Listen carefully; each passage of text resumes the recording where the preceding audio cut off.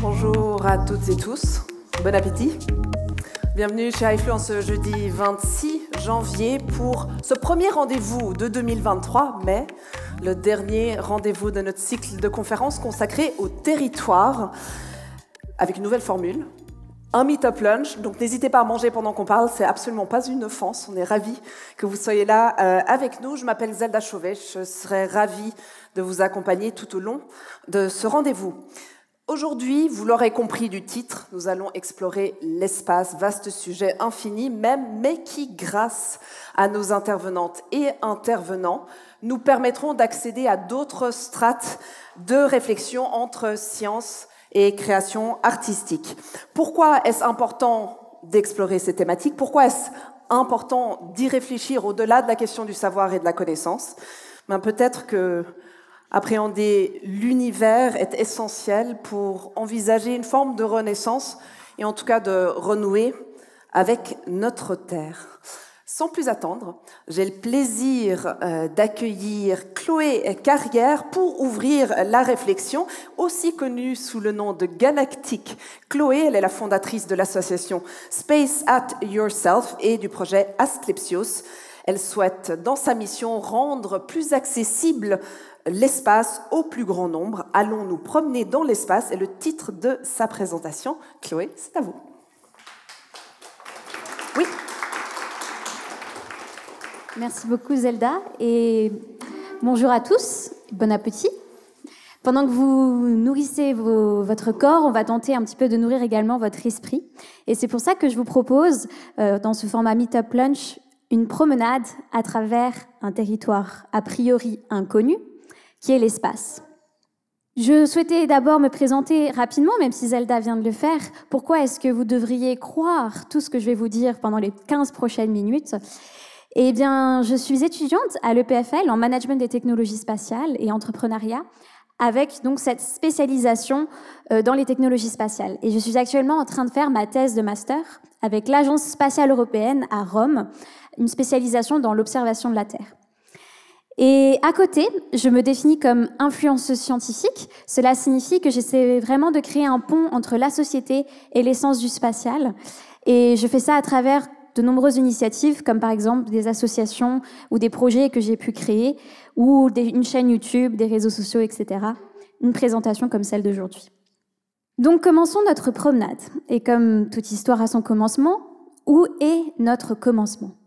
Où est-ce que commence Quand est-ce que commence l'espace? C'est une question que l'on se pose encore, qui est très très débattue.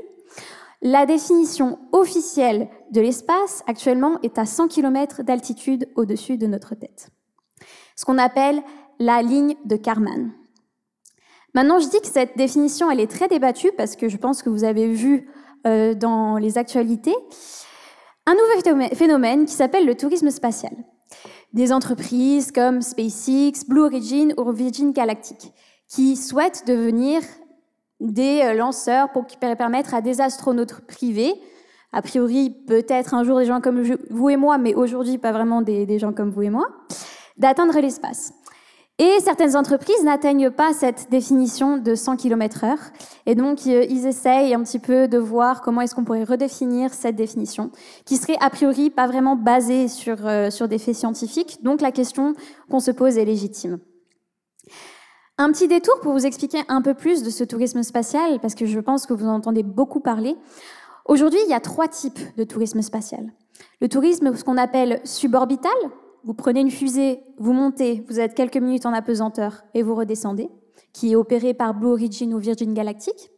Le tourisme orbital, où là, vous allez vraiment aller en orbite autour de la Terre, puis redescendre, donc vraiment faire quelques tours autour de la Terre, qui est opéré par SpaceX, et aussi la Station spatiale internationale, qui est donc à 400 km au-dessus de nous, qui a à son bord des astronautes des agences spatiales, notamment européennes, et qui accueillera peut-être prochainement l'astronaute suisse qui vient d'être sélectionné par l'ESA il y a quelques mois. Et là aussi, on y voit des tourismes spatiaux. Et d'ailleurs, c'est là que le premier tourisme spatial a été en 2001. Donc ce n'est pas forcément un phénomène qui est très récent. Et donc là, c'est opéré par des entreprises en partenariat avec des agences privées comme Roscosmos, l'agence spatiale russe. Donc, nous avons pris notre fusée, nous avons décollé, nous avons passé la ligne de Kármán, nous sommes tous officiellement astronautes. Nous nous trouvons maintenant en orbite basse, en anglais Low Earth Orbit, LEO. Et ici, qu'est-ce que l'on peut y voir? Jusqu'à 1000 km d'altitude. On peut y voir des satellites d'observation de la Terre, donc qui observent comment notre planète, les complexités de notre planète, l'évolution du changement climatique, qui nous permettent d'analyser certaines pratiques comme l'agriculture ou la sécurité maritime, avec des applications directement pour notre société. On a également la Station spatiale internationale, comme je viens de vous en parler, et également des débris spatiaux. Je souhaite vous mentionner les débris spatiaux parce que c'est un sujet dont on parle énormément en Suisse. On a des entreprises, des centres de recherche qui travaillent à ce challenge-là. À ce jour, on a environ 7500, 8000 satellites dans l'espace. Et on a plus de 20 000 débris qui sont plus gros que la taille d'une pièce de 1 franc. Donc on a plus de débris, de saleté dans l'espace que de satellites opérationnels. Parce que quand on a commencé à lancer des satellites, en 1957, avec le premier satellite qui a été envoyé par l'Union soviétique, on n'a pas vraiment réfléchi à ce que ces satellites allaient devenir une fois qu'ils étaient non opérationnels. Donc on les laissait là-haut. Et puis ils sont rentrés en collision les uns contre les autres. Et puis ils ont créé de plus en plus de débris. Et donc ça a créé un challenge qui maintenant, si on n'agit pas, peut-être un jour on n'aura même plus accès à cet espace. Il y a aussi, en dehors de tous ces satellites dont on vient de parler, ces débris, une nouvelle population à ces altitudes. Une nouvelle population d'acteurs privés. Donc il n'y a pas que le tourisme spatial, il y a aussi maintenant des entreprises qui font de l'observation de la Terre, qui font de la télécommunication. Et pourquoi est-ce que ces acteurs, ils arrivent aujourd'hui? La réponse, elle vient de l'accès à l'espace, donc du prix de lancement. Si je veux lancer 1 kilo dans l'espace, combien est-ce que ça me coûtait? Si je prends l'exemple de la navette spatiale, donc un programme qui a été lancé par la NASA et qui s'est fini dans les années 2000, ça me coûtait environ 70 000 de lancer 1 kilo dans l'espace. Pratiquement impossible pour une entreprise d'imaginer envoyer un satellite qui peut peser parfois même plusieurs tonnes. Et aujourd'hui, avec la Falcon Heavy de SpaceX, vous voyez qu'on est plus à 1 000 $ par kilo, ce qui explique pourquoi l'accès à l'espace maintenant n'est non plus uniquement pour les agences gouvernementales ou des grosses industries, des grosses entreprises comme Arianespace qui peuvent avoir ces fonds grâce au gouvernement, mais également des plus petits acteurs comme des startups. Si on continue notre voyage, on va atteindre l'orbite géostationnaire. C'est là qu'on va trouver nos satellites de télécommunication qui nous permettent de communiquer à travers le globe, à 36 000 km d'altitude. Donc à 36 000 km d'altitude, c'est comme ça qu'on voit la Terre, si jamais. Et ensuite, si on continue, on peut atteindre la Lune. Là, c'est une de mes images préférées. C'est une image qui a été prise par la mission Apollo 8, une mission spatiale qui a fait le premier voyage autour de la Lune afin de revenir jusqu'à la Terre. Et là, c'est ce qu'on appelle un lever de terre, un Earthrise.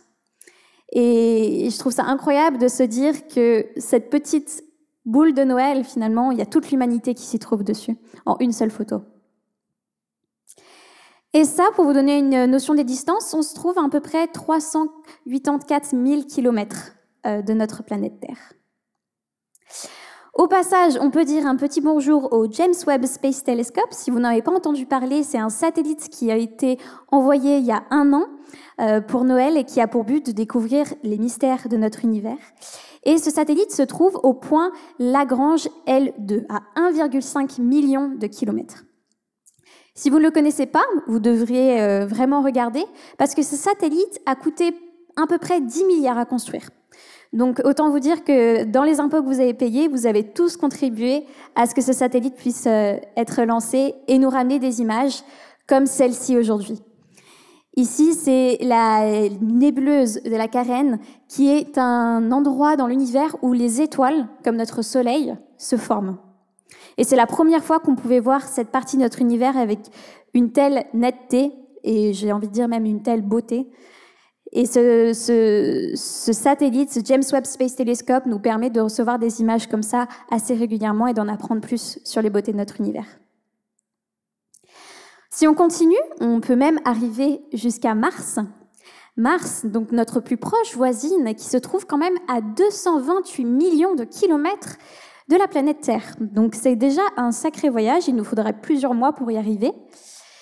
Et on peut même faire un petit coucou, si vous voyez ici, à l'hélicoptère Ingenuity, qui est le premier hélicoptère à avoir volé sur Mars, dont notamment les moteurs qui lui ont permis de décoller ont été fabriqués ici en Suisse.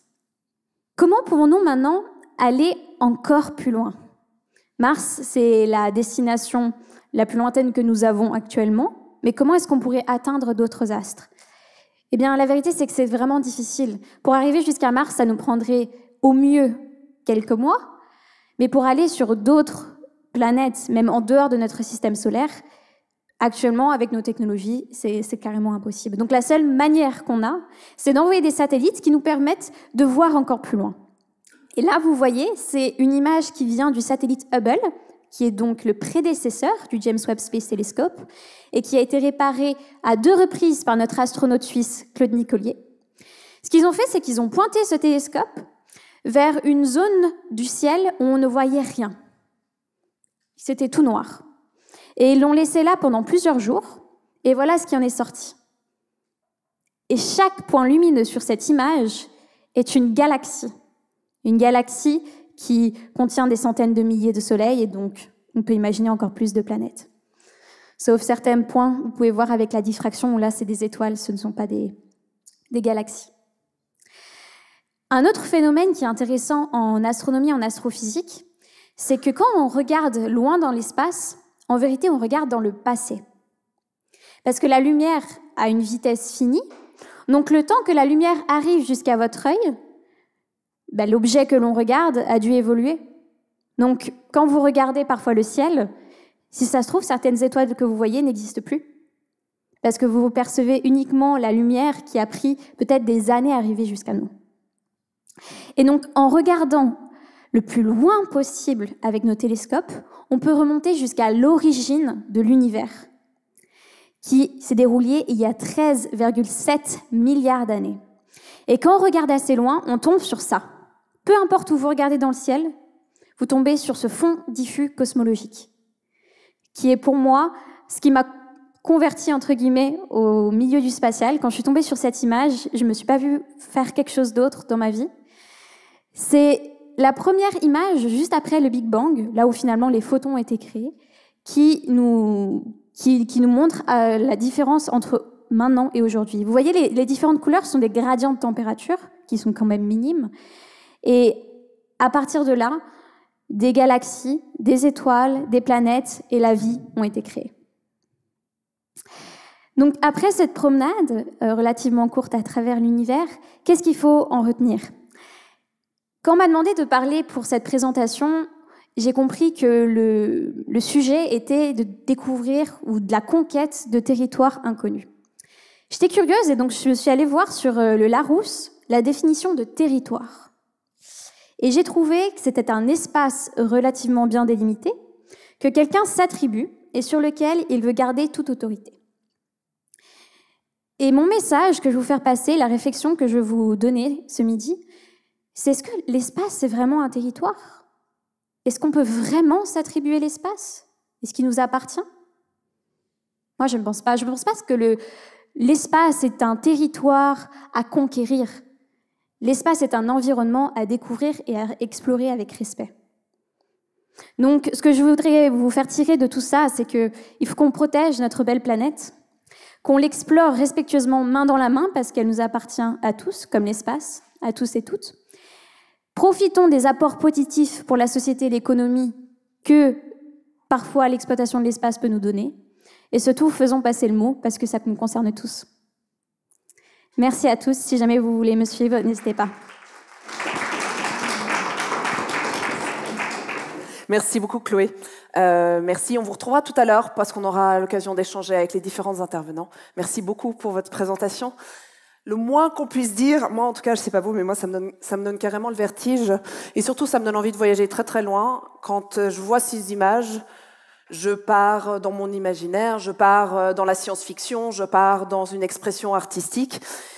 Et c'est vrai que ça semble très très peu réel. Bienvenue Claudio Leonardi. Il est notre prochain intervenant et c'est peut-être à cette réponse qu'il va répondre. C'est comment, à partir d'une image ou d'un imaginaire, tout ça peut devenir réel. Comment est-ce que nous pouvons en faire véritablement l'expérience de ce cosmos, de cet espace? Et c'est une question à laquelle vous allez répondre, ou en tout cas tenter de répondre, ou en tout cas tenter de lancer une réflexion. Vous êtes chargé de cours au laboratoire Transport et Mobilité de l'EPFL. Une proximité si lointaine du virtuel pour voyager très loin est votre invitation au voyage pour nous à midi. Je vous en prie. Merci pour cette invitation et puis merci Chloé pour ce passage qui introduit extrêmement bien d'ailleurs ce que je vais raconter aussi. Le souci c'est de se dire voilà comment est-ce qu'on va pouvoir essayer d'intégrer toutes ces données, toute cette immensité. Alors évidemment j'ai juste 15 minutes pour vous parler de l'infini. Ça va être je vais tout faire pour y arriver. Alors juste peut-être vous dire, je m'occupe à l'EPFL aussi de transport. J'ai beaucoup travaillé sur des drones à haute capacité de charge, dont une ambulance volante pour le canton de Genève qu'on a imaginé. Donc c'est des projets évidemment très futuristes. Et puis des engins spatiaux qui sont aussi des drones spatiaux. J'ai aussi travaillé avec une société japonaise pour imaginer comment coloniser la Lune avec des systèmes modulaires. Donc évidemment, il y a aussi une certaine passion derrière, puis surtout une immense admiration pour le ciel qui est au-dessus de nous, et évidemment la Terre qui nous permet aussi de le visiter comme observatoire. Voilà, donc je vais continuer la balade que nous a proposée Chloé. D'ailleurs, je suis très content de pouvoir, en tout cas, emprunter certains chemins que tu nous as ouverts. Oui, c'est grand. Ce sont des chiffres qui nous sortent, je dirais, de notre imagination. Et on a de la peine parce qu'on a des gens pendant des dizaines de milliers, voire même des millions d'années. On a des kilomètres, à faire. Donc ces kilomètres, on a une petite idée de ce que ça peut donner. Mais à partir du moment où on fait le tour de la Terre, là, ça commence à devenir un peu plus long. Ensuite, de la Terre à la Lune. Il faudrait une vie entière en marchant jour et nuit pour atteindre des distances telles que celle-ci. Maintenant, quand on parle d'années-lumière, quand on parle d'unités astronomiques ou toutes ces choses-là qui sont des notions pour simplifier et pour s'approcher un petit peu mieux du concept spatial, eh bien, ça nous devient difficile à imaginer. Donc oui, un univers observable de 13,8 milliards d'années, diamètre de 90 milliards d'années-lumière. Bon, il y a aussi d'autres phénomènes de 90 milliards d'années-lumière parce qu'il y a aussi une expansion de l'espace qui est assez étonnante et qui est assez incroyable aussi en termes de distance. 200 milliards de galaxies. 200 milliards de galaxies. C'est juste à peine croyable. Et en même temps, vous avez 10 milliards d'étoiles que comprennent l'ensemble de ces galaxies. Et puis, si vous prenez la pointe d'un stylo et vous la mettez au bout de votre bras, si vous aviez la possibilité de faire des zooms et sur juste la surface qu'occupe la pointe de votre stylo, vous auriez de grandes chances d'y voir en tout cas 10 000 galaxies sur la bille d'un stylo à bout de bras. Donc ça vous donne une petite idée de l'endroit où nous sommes. Hein, c'est assez prodigieux. Alors, je vous parle de galaxies, enfin on vous a parlé de galaxies, d'amas de galaxies. On va juste faire une mini balade dans notre galaxie. Vous dire que, voilà, on l'a appelé la Voie lactée avant qu'on sache que ça soit une galaxie. Ça fait depuis environ 1920 qu'on sait qu'il y a des galaxies. Avant, on appelait ça des nébuleuses. Après, on appelait ça des univers-îles. Et ensuite, c'est devenu des galaxies. La Voie lactée, parce que le soir, on voit une immense bande blanche d'étoiles passer. Et c'est parce qu'en fait, on est à l'intérieur. Ici, vous avez une vue d'artiste qui vous permet d'être à environ 300 000 années-lumière de notre galaxie, de la regarder depuis le haut. Et puis, on habite là-dedans. Voilà, c'est là-dedans qu'on paye nos impôts, qu'on va au travail le matin, qu'on a des enfants, et puis voilà, qu'on se marie, etc., etc. Et notre système solaire, il est là.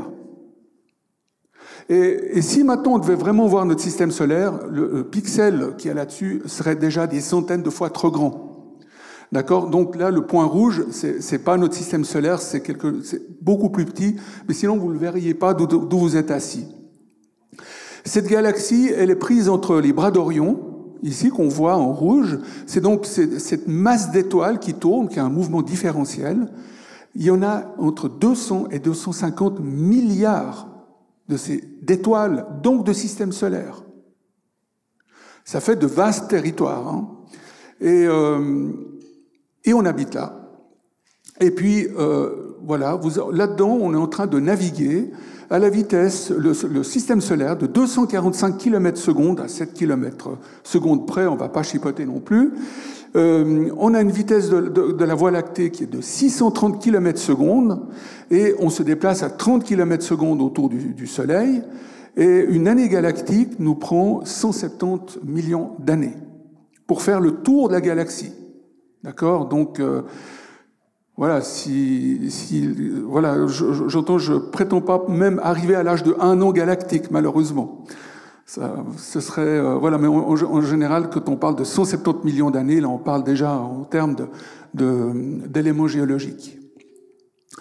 Cet amalgame d'étoiles qu'on a pu voir, eh bien, il y a encore plus grand, comme nous l'a montré Chloé tout à l'heure, ces ensembles de galaxies.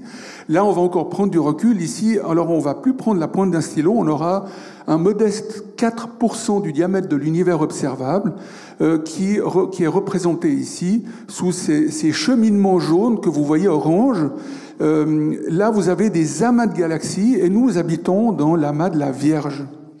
D'accord, on se déplace à cette vitesse, notre galaxie se déplace à cette vitesse-là. Après, évidemment, il y a encore d'autres mécanismes qui ont été décrits par Hubble de l'éloignement des galaxies les unes entre elles, les unes par rapport aux autres. Mais là, ça nous emmènerait dans des considérations spatiales de l'étirement de l'espace et des phénomènes absolument extraordinaires qui nous amènent à des réalités tellement différentes de ce dont nous avons l'habitude, parce que quelque part, en tant qu'être humain, on vit sur un tapis de billard. Les choses ne dépendent pas des très hautes vitesses et les masses qui sont décrites dans la relativité générale ou restreinte deviennent intéressantes et consistantes à partir de certaines vitesses. Et nous trouvons juste là où c'est marqué la Voie lactée qui fait partie de l'amas de la Vierge et on se déplace à environ 26 000 km/s, l'amas, dans cette espèce de fleuve orange que vous voyez là. Et tout ce petit monde qui est en orange-rouge se dirige vers Shapley, le grand attracteur. Alors, vous dire ce qu'il y a là-bas et ce qui nous attire si fort, je serais bien en peine de vous le dire. Il y a beaucoup de théories là-dessus. Il y a la matière noire, il y a l'énergie noire. Il y a beaucoup de choses. En fait, tout ce qu'on dit quand c'est noir, c'est qu'on connaît rien du tout ou qu'on a des suppositions. Et une grande partie de l'univers, on a juste 5 parties de l'univers visible, ce sont des étoiles. Tout le reste, c'est noir. Enfin, vous avez compris ce que je veux dire là par noir. Et cette partie-là, on est rempli. Donc, on voit l'immensité de ces composants, de ces structures. Là, on voit pas très bien, mais il y a en plus des rivières qui vous amènent des galaxies et qui les font converger les unes aux autres. Ce travail a été fait par une personne que j'admire beaucoup dans son travail. J'ai lu son livre récemment, qui s'appelle Hélène Courtois. Ça a pris des années pour mesurer toutes ces galaxies, donc leur redshift, leur vitesse, leur direction, et puis amener cette structure super complexe que vous voyez ici. Voilà. Donc, oui, 520 millions d'années devant vous. Et voilà. Et quelque part, je dirais que j'ai un souvenir d'enfance quand je vois des structures aussi vastes que celle-ci, et ce n'est que 4%, je me rappelle que quand j'étais gamin, je me disais, mais c'est quand même incroyable. Et cette espèce de boule lumineuse qui est dans le ciel, qui se lève le matin, qui se couche le soir, mais c'est quoi? Puis en fait, tout le monde a l'air trouver ça tellement normal que je me suis dit, j'ai dû louper quelque chose. Il y a quelque chose qui n'est pas normal. Je veux dire, j'ai pas osé trop redemander plus tard un peu plus. Mais quelque part, je suis dans le même étonnement, en train de me dire, mais voilà, on est vivant sur cette planète, en train de parler de structures absolument gigantesques, et on en parle finalement assez peu, à part aujourd'hui, évidemment, et ça nous paraît presque normal. J'ai presque envie de vous dire, est-ce que vous trouvez ça normal? Voilà, grande question.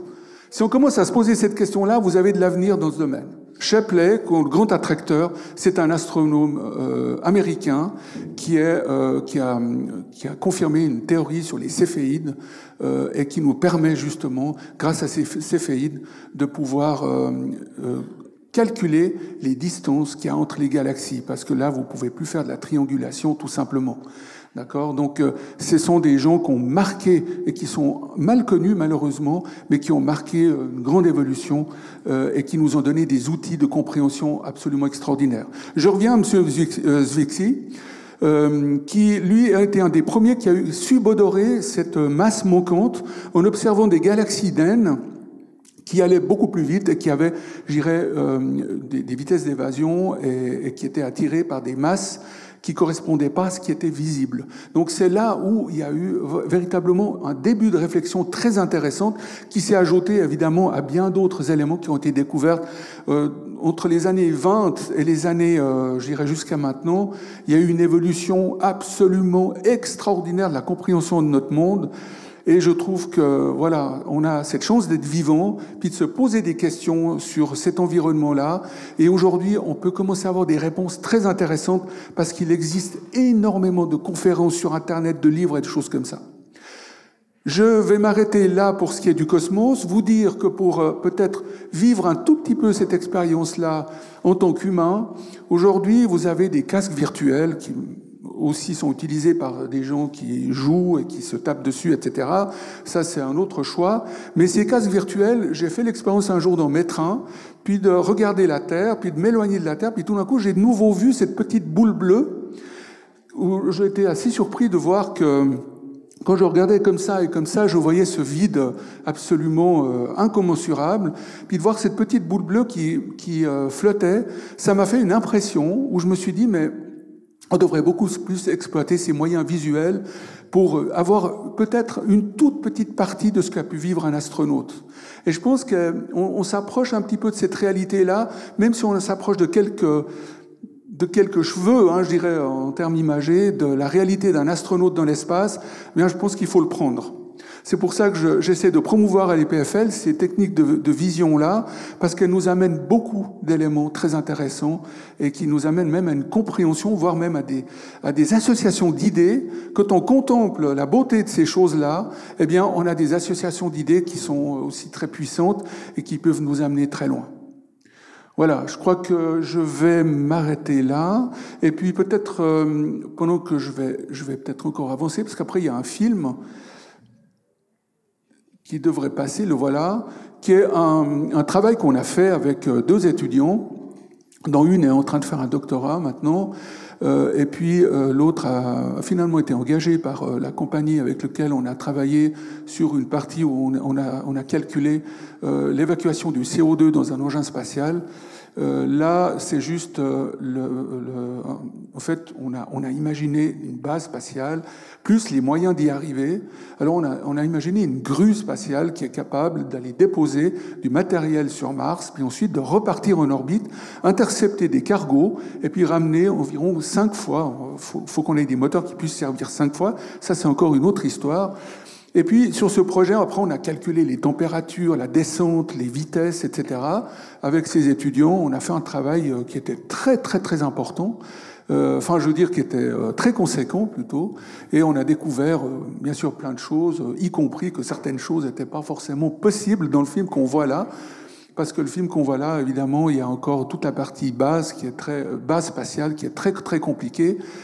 Et imaginer de vivre sur Mars, c'est peut-être pas aussi simple que nous le prétendent certains milliardaires aux États-Unis ou ailleurs. C'est quelque chose d'extrêmement, extrêmement, extrêmement complexe. Voilà. Donc là, vous avez un petit aperçu d'un travail qu'on a fait à l'école, où on s'est permis d'imaginer plein de choses, et c'est un petit peu le but d'innover. Voilà l'arrivée d'un vaisseau spatial qui crée une microgravité de 0,15 G, c'est mieux que rien du tout, pour la santé des astronautes. On ne sait pas si ce sera suffisant ou pas, mais qui permet justement d'amener au bout d'un certain temps des astronautes sur place, puis de continuer la construction de la base. Voilà.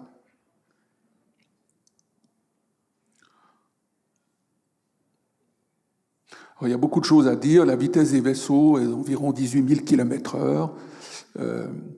Tout à l'heure, Chloé nous disait qu'effectivement, on a certains points d'observation de la Terre. Juste pour vous donner encore un chiffre qui donne le vertige, le 500 milliardième de milliardième de milliardième de milliardième, c'est 4 fois milliard, donc je ne me suis pas mélangé, de l'univers se trouve à moins de 100 km d'une planète. Donc c'est vous dire que si une planète, un caillou, un simple astéroïde, c'est presque un diamant comparé à cet énorme vide qui est autour de nous. Merci beaucoup. Non, vous êtes totalement dans les temps. Comme quoi, on aura vraiment le temps de vous retrouver tout à l'heure avec Chloé, nos prochains intervenants, pour la discussion de la table ronde. Évidemment, on s'approche un tout petit peu de la réalité, mais comment est-ce que ces imageries, cette perception, ce ressenti, cette science, inspire-t-elle les artistes et qu'est-ce que ça leur inspire? Comment est-ce que on trouve l'art comme une source d'exploration ou comme une voie d'exploration de l'univers? C'est en tout cas une question ou un axe ou une voie qu'ont choisi d'emprunter nos prochains intervenants, Caroline Corbasson et Andrea Montano.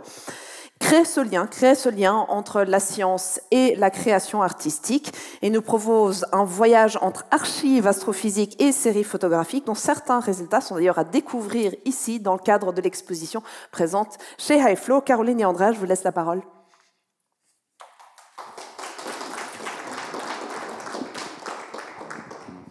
Alors nous n'avons pas du tout de formation scientifique, mais la science nous inspire beaucoup. Dans un premier temps, on va tous les deux se présenter, parce qu'on a chacun une pratique très différente. C'est la première fois qu'on a collaboré finalement sur un projet artistique. Mais depuis, on aime bien continuer à faire des séries ensemble. Alors moi, Caroline, j'ai une pratique... Je pratique le dessin, la sculpture, et depuis un peu moins longtemps, je réalise des films. Et ça fait une dizaine d'années que la science, et notamment l'observation du monde, l'astrophysique, m'inspire énormément. Je pars à la rencontre de chercheurs dans des observatoires, des laboratoires, dans le monde entier. Ça nourrit ma pratique et j'ai une fascination pour les instruments d'observation, des microscopes jusqu'aux télescopes. Je crois que ce que j'ai pu un peu comprendre au fil de mes rencontres avec les chercheurs, c'est qu'on partage beaucoup de choses avec ces chercheurs, les artistes et les chercheurs. On est animés par une même quête qui est celle de la compréhension du monde qui nous entoure. On emploie des langages différents pour s'exprimer, mais en tout cas, on est animé par peut-être la même fascination, parfois les mêmes questions, en tout cas. Donc moi, je suis photographe. Je suis beaucoup plus terrestre, on va dire. Les questions du vide, de l'espace, de la mort m'ont toujours terrifié. Donc je me suis pas trop posé sur ces questions parce que ça m'angoisse terriblement. Voilà, moi je travaille dans la mode, je fais des covers d'albums, je fais des documentaires. En bas, on voit un documentaire que j'ai fait en Inde. Donc, un peu rien à voir avec ce panel. Mais ce qui m'amène ici, c'est que depuis tout petit, moi je suis dans mon laboratoire de photographie, donc je fais des photos argentiques. Quand j'avais 15 ans, j'avais mon labo noir et blanc, où je passais des heures là-dedans. Et depuis quelques années, j'ai un laboratoire couleur, où j'expérimente en fait la couleur. En 2019, j'ai été invitée au laboratoire d'astrophysique de Marseille en résidence, où pendant 1 an, j'ai pu observer le chantier de fabrication d'un télescope spatial qui s'appelle Euclide. Et donc j'ai pu rentrer dans ces espaces très inaccessibles de salles blanches, c'était fascinant. Et j'ai vu beaucoup de poésie en fait dans cet endroit qui a priori était plutôt très froid, très aseptisé, mais qui m'a inspiré un film, À ta recherche. Et en fait, en déambulant un peu dans ce laboratoire, où parce qu'en France on est bien moins bien organisé qu'en Suisse, il y avait beaucoup de choses qui traînaient un peu partout, et des réserves avec des placards, avec des archives incroyables et des boîtes dans lesquelles j'ai vu des négatifs qui étaient... et donc, moi, je les ai trouvés magnifiques et les chercheurs du laboratoire m'ont dit en fait, on va les jeter, on va s'en séparer, on ne sait pas quoi en faire, c'est obsolète. Quelques semaines plus tard, j'ai reçu par la poste une boîte dans laquelle se trouvaient environ 200 négatifs et plaques de verre de toute une archive d'astrophysique avec des images. Voilà. Là, on les voit sur une table lumineuse. Et en fait, donc cette boîte, donc nous habitons ensemble, si c'était pas clair. Et en fait, il y avait cette boîte de négatifs qui traînait chez nous pendant peut-être assez longtemps, en fait. Et moi, donc, je suis curieux de nature. Et en fait, c'est les formats de négatifs que je tire, moi, dans mon labo. Enfin, pour moi, c'est très familier, en fait, tous ces négatifs. Et je vais au labo un jour sur deux tirer mes photos pour des magazines ou des covers ou des clients. Et ça m'énervait, en fait, de pas tirer ça, en fait. Pour moi, un négatif, il faut le tirer, c'est pas une finalité, quoi. Et donc, j'ai dit à Caro, mais viens au labo, c'est trop excitant, quoi, parce que, donc moi, comme je disais tout à l'heure, je suis assez terrifié par l'infiniment grand, tout ça, c'est terrifiant. Et là, ça nous donnait une occasion de découvrir ça d'une façon ludique pour moi, parce que c'est dans mon monde à moi que je comprends, que je maîtrise. Et donc, on a passé des semaines et des mois, en fait, moi, en tout cas, à découvrir le ciel, le monde de Caroline, du cosmos, dans mon outil. Et c'était génial. Et ce que je trouvais fou, c'était que donc les négatifs, ça se regarde en général sur une plaque lumineuse. Et des choses dont Caroline avait toujours parlé, de l'infiniment grand, de l'infiniment petit, qui étaient pour moi des concepts, là en fait devenaient très réels dans le sens où il y avait des poussières sur les films. Et parfois c'est un peu bête, mais c'était la poussière et la planète faisaient la même taille, avaient la même matière, et de façon extrêmement concrète, j'ai un peu découvert les thèmes de Caro, de l'infiniment grand dans l'infiniment petit, que toute chose est un peu la même chose au final, qui sont des choses qui m'intéressent beaucoup.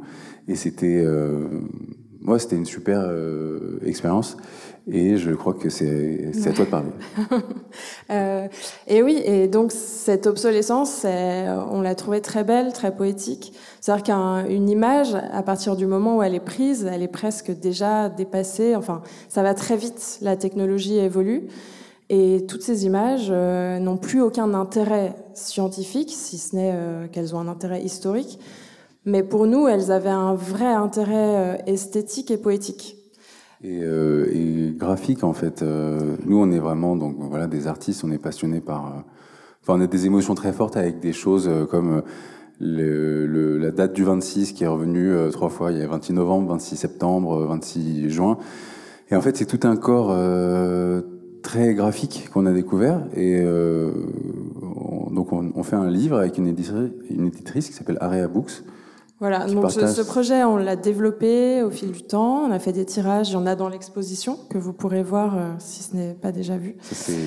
Et moi, j'ai envie de parler quand même du laboratoire, parce que pour toi, c'était quelque chose d'assez habituel, enfin, tu pratiques ça depuis longtemps. Mais moi, ce qui m'a énormément marqué quand j'ai découvert le laboratoire, c'est qu'on doit pratiquer dans le noir complet.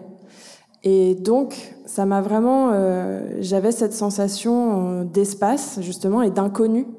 C'est-à-dire qu'on doit mémoriser tous les gestes qu'on va faire. On est plongé dans le noir. Et tout d'un coup, il y a cette peur un peu primitive qui revient dans le corps. Mais c'est très serein. On doit...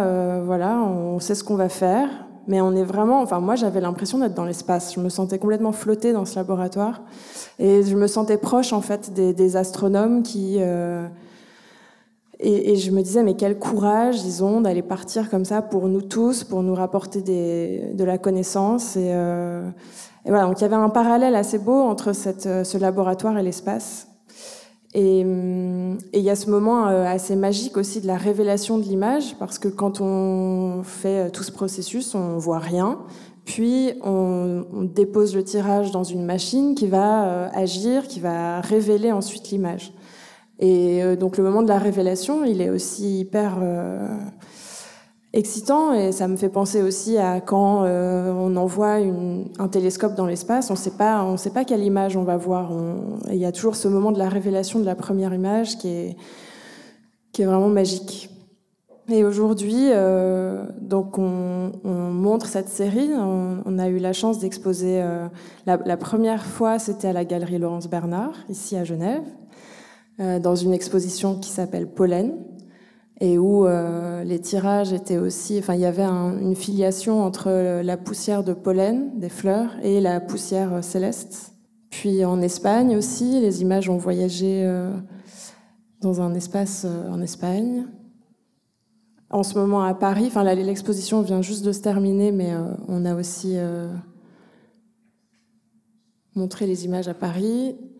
Et aujourd'hui, alors on regrette de ne pas pouvoir vous le montrer parce qu'on a eu un petit retard d'impression, mais on travaille sur un livre, donc une éditrice qui s'appelle Area Books, qui est venue nous rencontrer, qui a aimé ce projet et qui nous a proposé en fait de faire toute une présentation de l'archive elle-même, puis des tirages en résonance avec l'archive.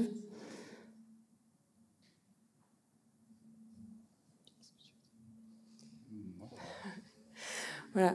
Donc tout ça pour dire que nous on avait deux pratiques très éloignées, très différentes, mais en confrontant nos deux mondes, on a réussi à exprimer quelque chose. Donc je pense que ça c'est intéressant. Il est important de collaborer, je trouve. Et parfois les artistes ont des pratiques très solitaires, mais en s'associant, on peut découvrir des choses complètement inattendues et qu'on n'a pas l'habitude de faire. Ça, c'est quelque chose que j'ai appris dans ce projet. C'était sortir un peu de sa zone de confort et puis travailler en équipe. C'est super inspirant. Et voilà, si vous avez des questions par la suite, on sera ravis d'échanger avec vous. Merci pour votre attention. Merci. Vous pouvez rester par là parce qu'on va proposer une petite discussion entre les différents intervenants parce que les sujets se croisent et se répondent. Vous êtes les derniers à passer, vous avez pu voir les deux autres présentations. Qu'est-ce que ça vous évoque à vous, en fait, cette présentation de la science, cette exploration finalement dont les questionnements peuvent rejoindre d'assez près les vôtres, même si la démarche est différente, mais finalement le support est le même? Mais je ressens beaucoup de reconnaissance pour vous, enfin, envers vous, parce que je trouve que c'est tellement essentiel qu'on ait des personnes qui soient assez passionnées et qui s'investissent comme ça pour nous faire découvrir notre monde qui est plein de mystères. Donc voilà, moi je suis très humble et très, très reconnaissante et je prends beaucoup de plaisir à rencontrer les scientifiques, les chercheurs. Ça me nourrit, ça m'inspire, voilà, tout simplement. Moi, ce qui m'a toujours un peu étonnée, c'est les réactions assez fortes qu'on peut avoir face à l'espace et au vertige de l'espace. J'ai l'impression qu'on peut être soit parfois attiré, qu'on peut se sentir serein en contemplant l'espace, ou à l'inverse, comme Andrea, lui, ça le terrifie. Et je voulais vous demander ce que vous aviez comme ça rencontré des personnes qui étaient terrifiées ou fascinées, ou vous le ressentez peut-être vous-même aussi. Ouais. Chloé. Moi, j'ai été terrifiée. Ah ouais. Je fais pas partie des personnes qui ont grandi voulant être astronaute ou passionnées par l'espace. Quand j'étais jeune, j'étais comme toi, si on peut se tutoyer.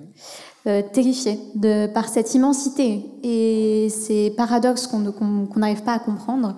Et c'est vraiment un déclic en rencontrant des chercheurs, justement, à 15 ans, où j'ai découvert, dans ma présentation, j'ai montré ce fond diffus cosmologique. Et c'est cette œuvre qui m'a touchée. J'ai échangé avec les chercheurs, je me suis rendu compte de l'immensité, de l'importance de leur travail, et je me suis dit que j'aimerais y contribuer. Ça me fait vraiment penser à, je sais pas, à la mort, à l'infiniment vide, quoi. Et je comprends pas que, pendant vos présentations, je trouvais très intéressantes. Et parfois, il fallait que je recule d'arrêter de vous écouter parce que ça me je sais pas, ça me mettait face à moi, à mes limites, le fait que je vais mourir dans X temps. Je trouve ça fascinant que vous ayez cette capacité d'abstraction pour nous permettre d'évoluer en tant qu'espèce, quoi. Mais je comprends pas comment vous faites. Peut-être Claudio, justement, parce qu'on parlait avant le début de la conférence, vous me disiez, mais en fait, nous, grand public, qu'on ait cette perception, moi je ressens exactement la même chose, même angoisse. Mais la question, c'est est-ce que c'est aussi le cas des scientifiques? Est-ce qu'on arrive, quand on est dans cet univers-là, à être vraiment, à concrétiser la chose, à rendre ça réel, véritablement? Non. Voilà. La réponse est non. Je veux dire, on peut qu'approcher la réalité, souvent malheureusement toujours beaucoup plus loin qu'on l'imagine. Voilà. Donc il y a l'imagination aussi derrière qui peut jouer un rôle très important. Maintenant, il est clair que c'est intéressant, c'est passionnant de considérer ces espaces. Et puis en même temps, quand on parle de vide, c'est pas si vide que ça. Il y a des tas de choses qui se passent dans le vide.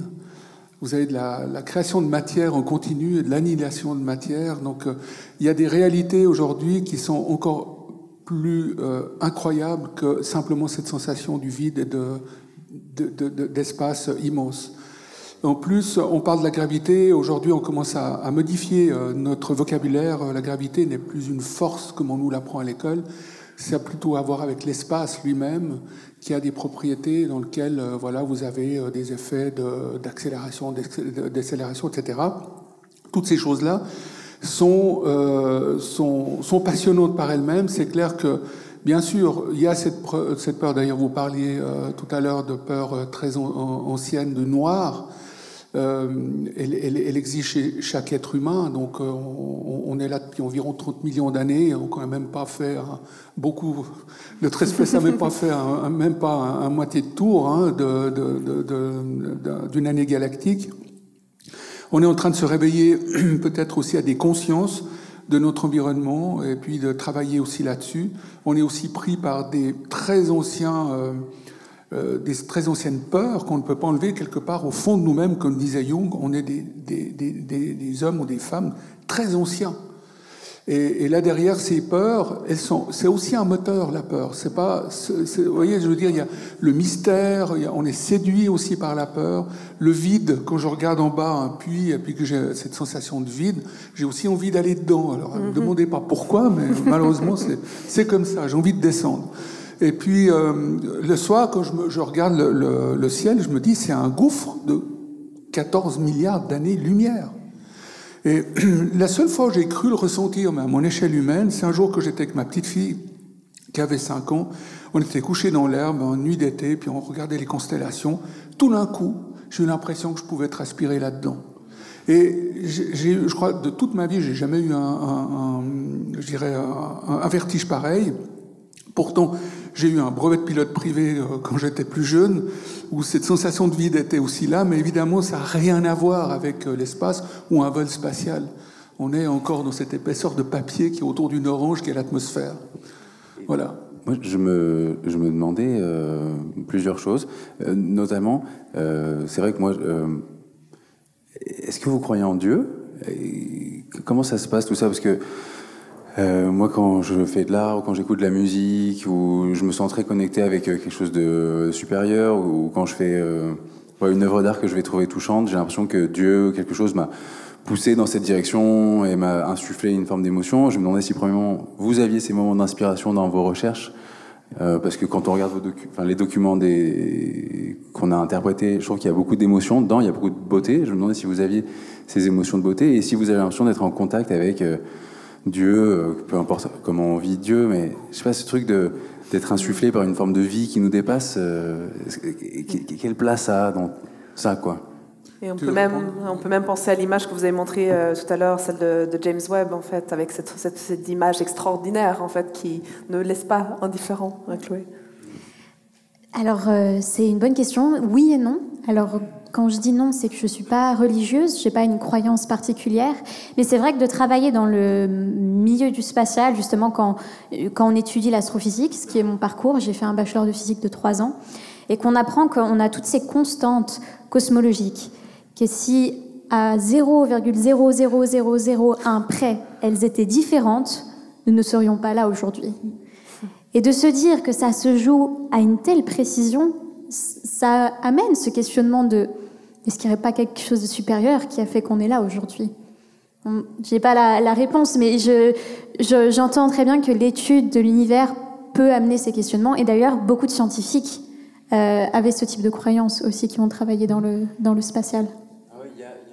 Oui, il y a eu un mouvement à Paris avec une personne que j'admire énormément qui s'appelle Bernard D'Espagna, qui a énormément travaillé dans le domaine de la physique quantique, qui a fait partie de personnes qui se sont posées cette question, justement, ces constantes physiques qui sont réglées mais d'une manière tellement incroyable que, voilà, en gros, ils ont donné une image assez étonnante. C'est comme si quelqu'un tirait une flèche à un bout de l'univers, puis atteignait le centre d'une cible à l'autre bout de l'univers. Je veux dire, tellement c'est précis.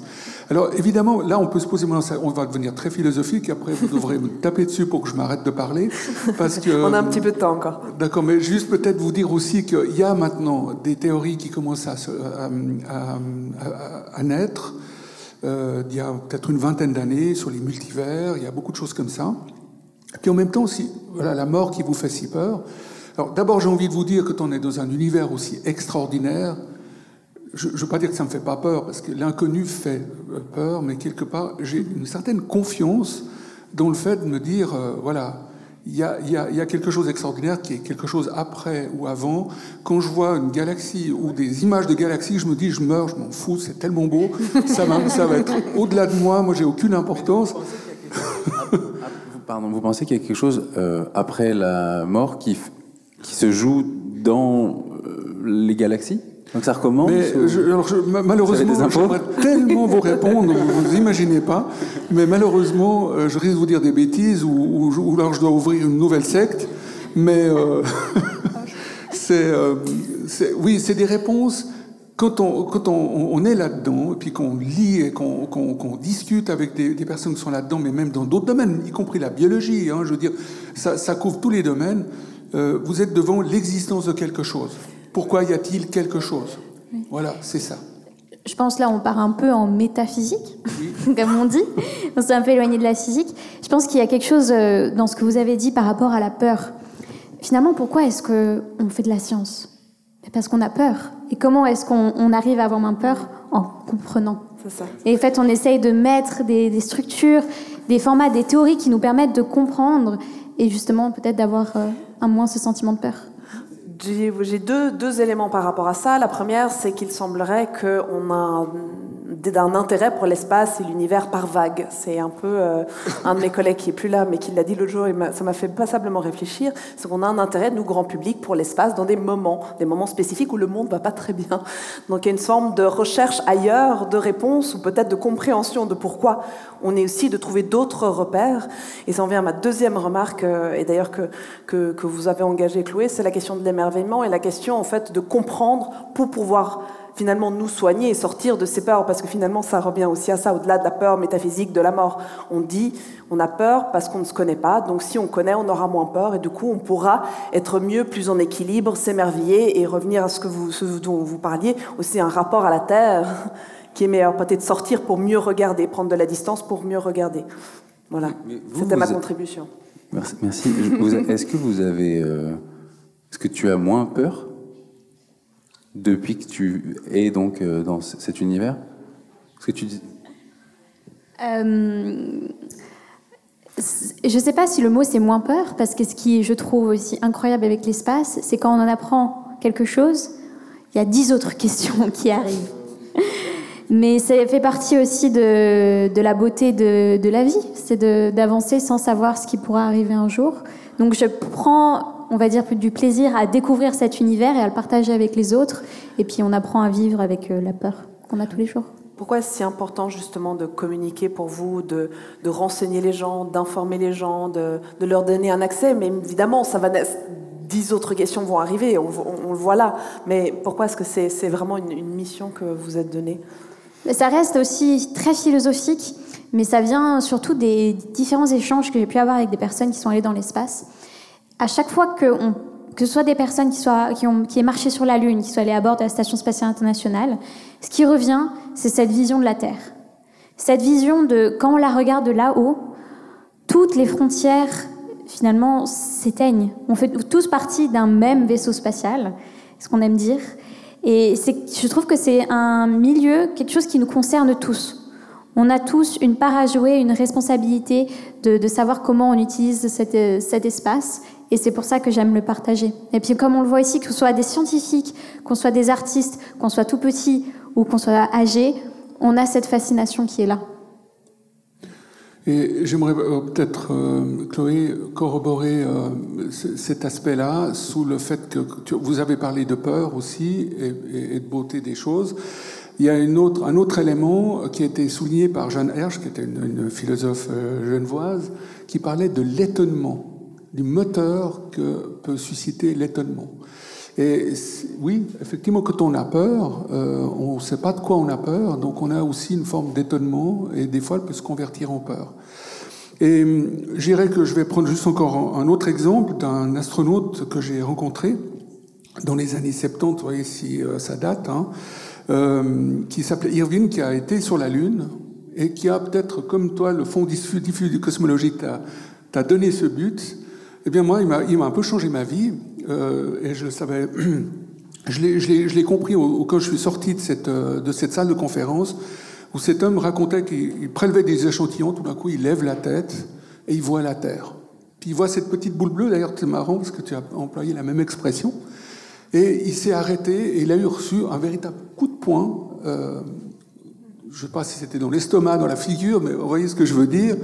Et ça a changé aussi toute sa vie. Et son émotion était telle de voir cette boule bleue suspendue dans le vide, c'est ce que je vous disais, ce que j'ai un peu ressenti avec la réalité virtuelle, un tout petit peu, mais suffisamment pour avoir ce petit frisson qui vous accroche quelque part et qui vous dit, voilà, c'est presque un monde magique.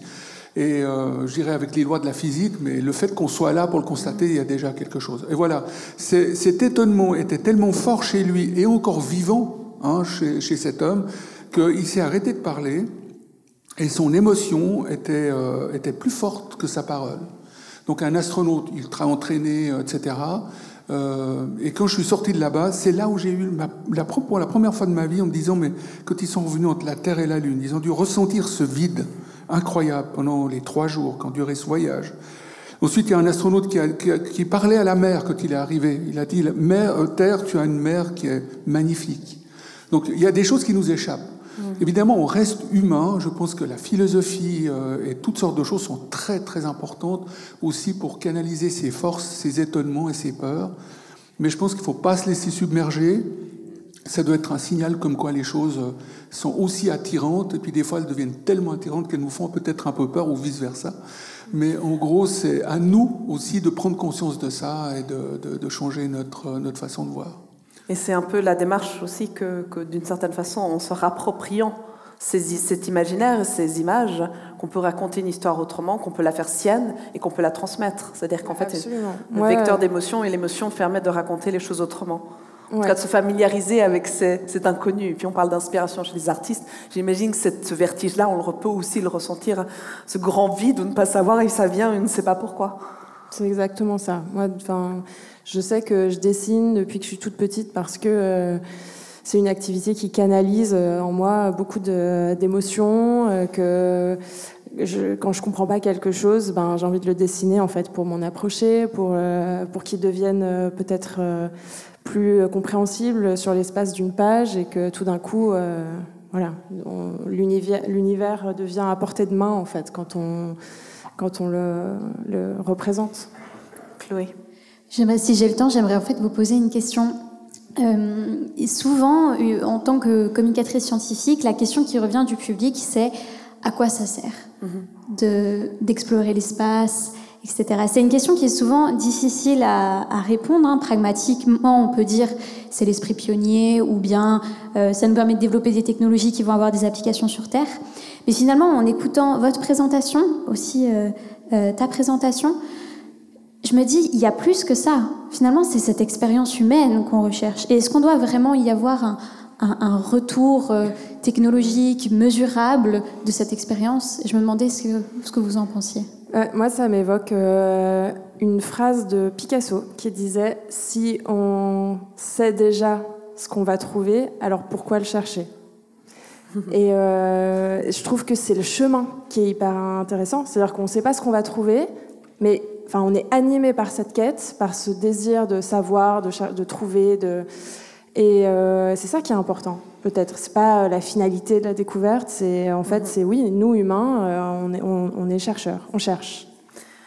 Je vais vous couper maintenant parce qu'on a parlé en fait d'émerveillement. On a parlé de cette façon de voir et de regarder la Terre autrement.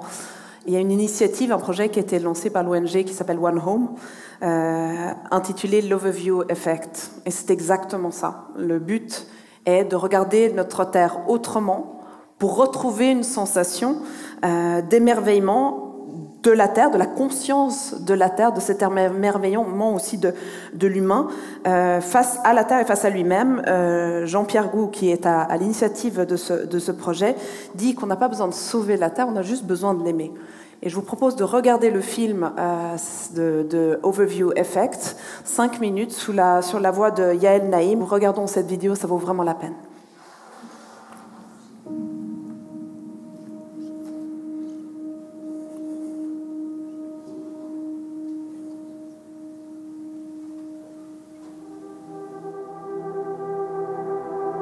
Hello. Hello, human. I am the Earth, your home. We have known each other for millions of years. Recently, our relationship went out of balance.